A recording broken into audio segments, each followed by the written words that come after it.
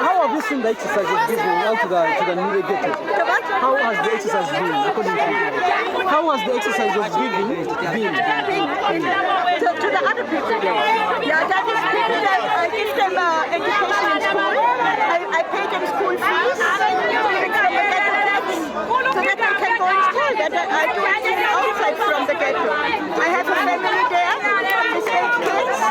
I have an orphanage home there with around 30 kids. So, Your name? Rosie Schleier.